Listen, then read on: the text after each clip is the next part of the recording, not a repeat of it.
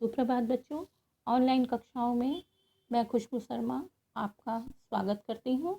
आज की हमारी कक्षा में हम वसंत भाग 2 के पाठ 7 हम पंछी उन्मुक्त गगन के नामक कविता के प्रश्नोत्तर के पर चर्चा करेंगे।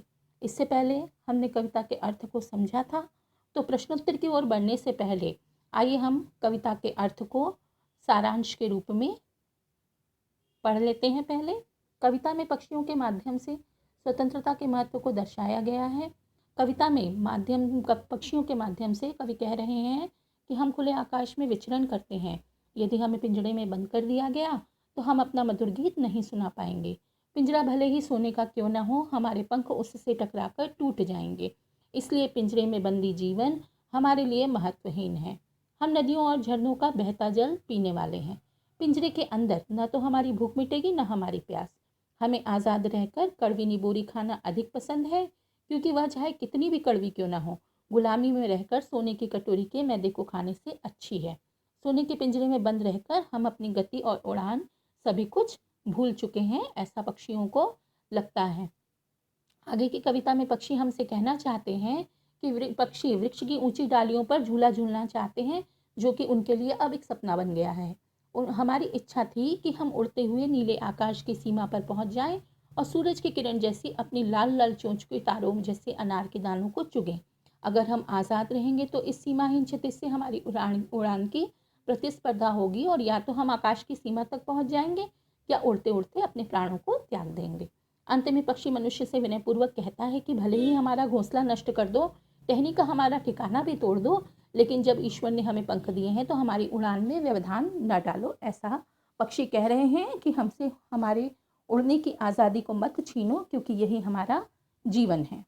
आगे हम कविता के कठिन शब्दों के अर्थ से परिचित होंगे। कनक तीलियाँ, सोने के सलाखें, नीड़, घोंसला, आकुल बेचैन, पुलकित खुशी से, निबोरी, नीम का फल, सीमाहीन जिसका कोई अंत ना हो, होड़ा होड़ी प्रतिस्पर्धा, छिन्न भिन्न नष्ट, आश्रय सहारा, कनक सोना, कटुक कड़वी, विघ्न बाधा, पंछी पक्षी उन्मुक्त स्वतंत्र।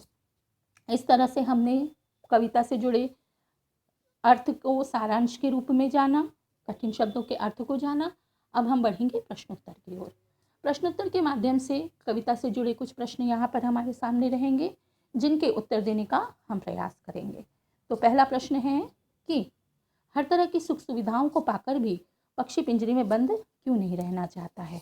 तो पक्षी के पास पिंजरे के अंदर सारी सुख सुविधाएं हैं, जो कि एक सुखी जीवन के लिए आवश्यक है, परंतु फिर भी वह उन सुविधाओं के बाद भी पिंजरे में नहीं रहना चाहता, क्योंकि उसे अपनी स्वतंत्रता प्रिय है।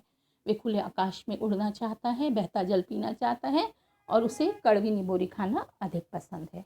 आइए हम बढ़ते हैं प्रश्न क्रमांक 2 की ओर। पक्षी उन्मुक्त रहकर अपनी कौन कौन सी इच्छाओं को पूरी करना चाहता है। तो पक्षी उन्मुक्त होकर वन की कड़वी निबोरियां खाना चाहता है, खुले और विस्तृत आकाश में उड़ना चाहता है, नदियों का शीतल जल पीना चाहता है, पेड़ की सबसे ऊंची टहनी पर झूला झूलना चाहता है, और क्षितिज से मिलन की अपनी इच्छा को पूरी करना चाहता है।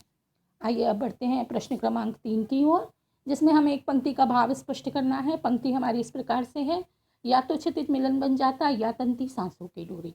इस पंक्ति में कवि ने पक्षी के माध्यम से कहना चाहते हैं कि यदि मैं स्वतंत्र होता तो उस असीम क्षितिज से मेरी होड़ हो जाती, मैं इन छोटे छोटे पंखों से उड़कर या तो क्षितिज में मिल जाता, या मेरा प्राणांत हो जाता, मैं मृत्यु को प्राप्त कर लेता। तो इस तरह से कविता के कुछ प्रश्नों पर हमने यहाँ चर्चा की है। आइए अब हम बढ़ते हैं गृह कार्य की ओर, जिसमें आपको कुछ प्रश्नों के उत्तर हमें लिख कर देने हैं। पहला है, पक्षियों को पिंजरे में बंद करने से केवल उनकी आज़ादी का हनन नहीं होता, अपितु पर्यावरण भी प्रभावित होता है। इस विषय पर आपको 10 पंक्तियों में अपने विचार लिखने हैं। पक्षियों को पालना उचित है नहीं, यह अपने विचार के माध्यम से स्पष्ट करना है। तो ये कुछ प्रश्नों के उत्तर हैं, जिन्हें आप चाहें तो अपनी पुरानी कॉपी में या फिर नई कॉपी में लिख लेंगे। इस तरह से हमारा आज का कक्षा यहाँ समाप्त होती है। इससे पहले वाली कक्षा में मैंने आपसे कविता के अर्थ पर चर्चा की थी, कठिन शब्दों पर चर्चा की थी, और आज के हमारे वीडियो में हमने कविता के प्रश्नोत्तर पर चर्चा की। तो इसके साथ ही हमारा आज का वीडियो यहीं समाप्त